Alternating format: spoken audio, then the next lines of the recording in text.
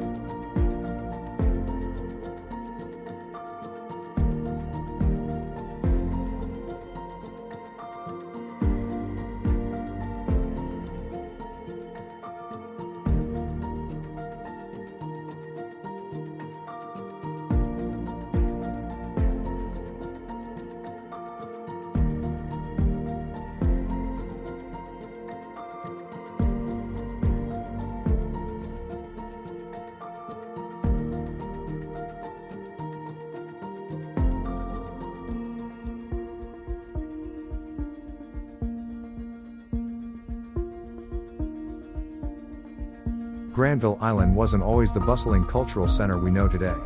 In fact, it began as two humble sandbars in False Creek, used seasonally by Indigenous peoples for fishing and harvesting shellfish.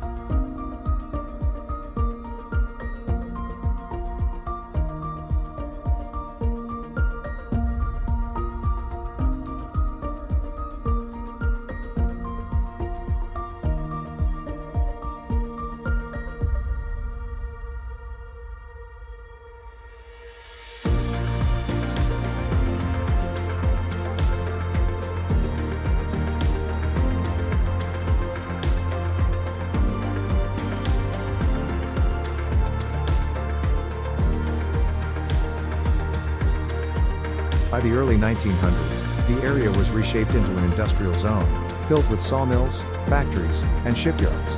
It was gritty, noisy, and practical, the beating heart of Vancouver's industrial growth.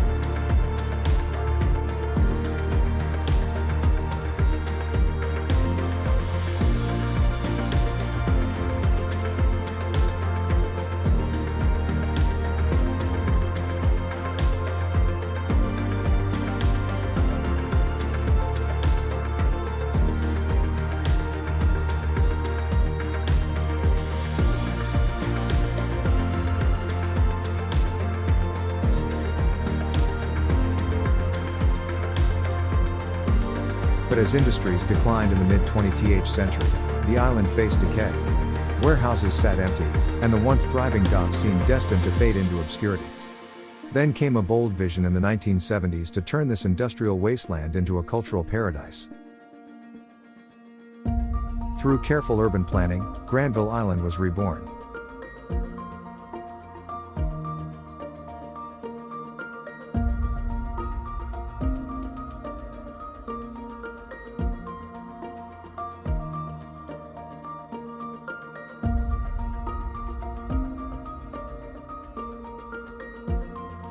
Walking through its streets, we can still see traces of its industrial heritage: steel beams, old warehouses, now repurposed into vibrant cultural spaces.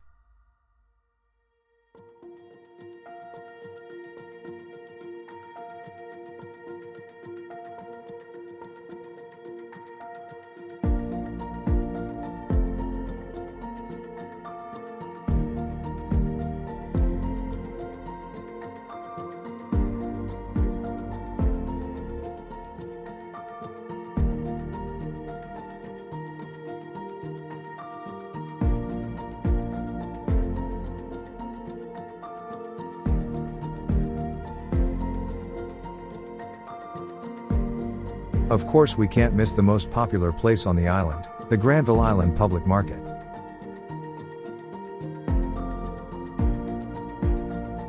The public market opened, offering fresh produce, artisanal foods, and crafts. Artists moved into repurposed warehouses, creating studios, galleries, and theaters. What was once a place of smoke and steel became a place of color, creativity, and community.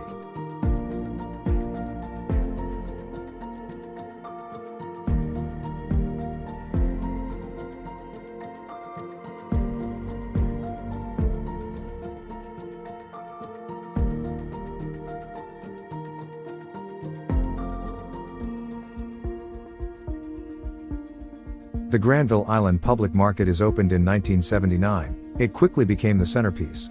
Over 50 vendors, fresh produce, seafood, baked goods, cheeses, and international delicacies.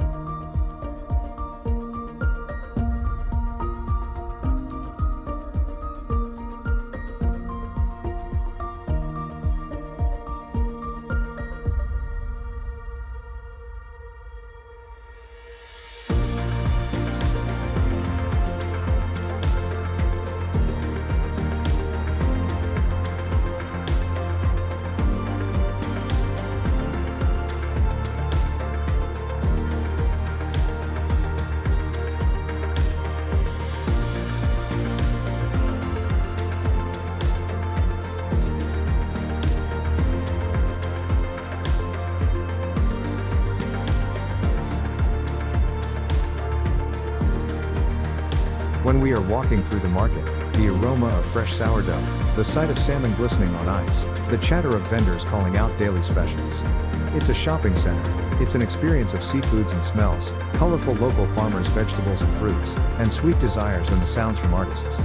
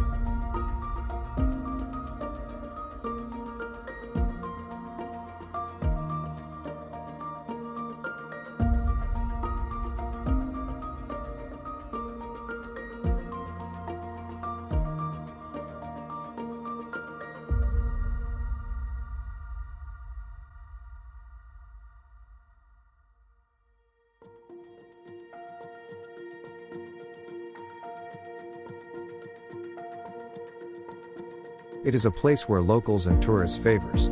Families shop for fresh seafood, visitors admire Indigenous art, and chefs source ingredients from the market.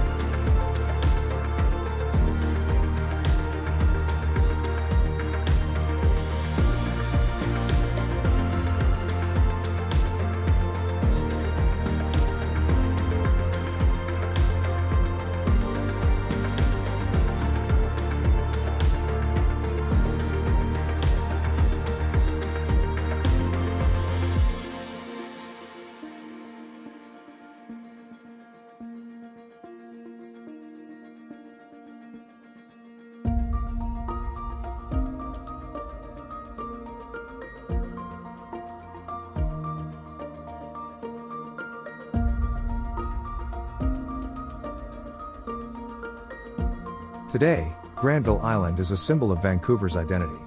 It hosts over 275 businesses, including restaurants, breweries, and art schools. Street performers bring music and laughter to its walkways. The Granville Island Theatre and Emily Carr University of Art plus Design anchor its reputation as a hub for learning and performance.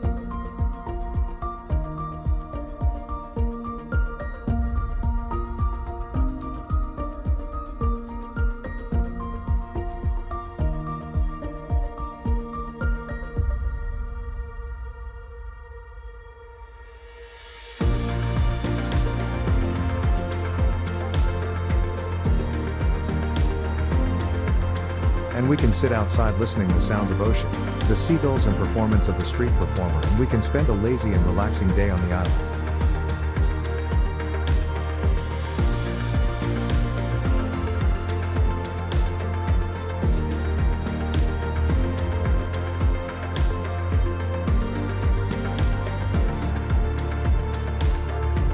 It reminds us that cities can evolve without erasing their history. So, when you visit Vancouver, don't just see Granville Island as a tourist stop. See it as a living story, a place where sandbars became factories, factories became art studios, and where creativity and energy still continues to thrive.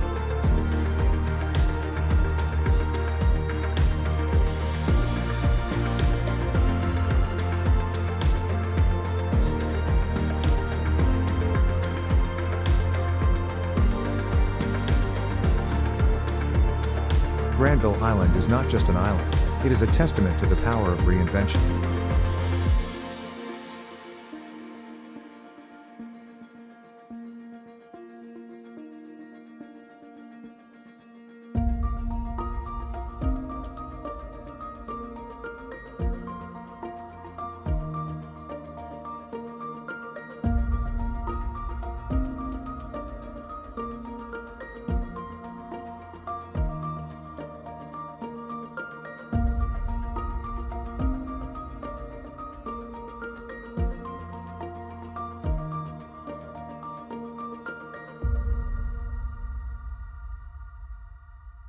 Thank you for watching. Have a good day. See you next time.